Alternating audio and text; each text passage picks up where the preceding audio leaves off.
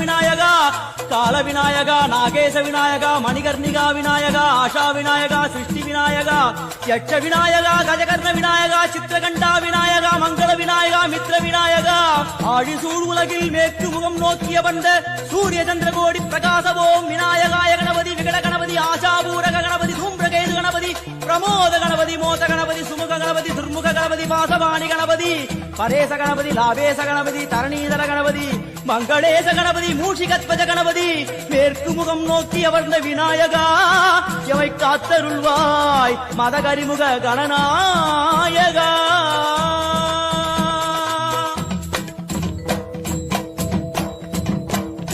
பாரதம் எழுதிய பண்டிதனுக்கு நாமாவளி சொன்னார்.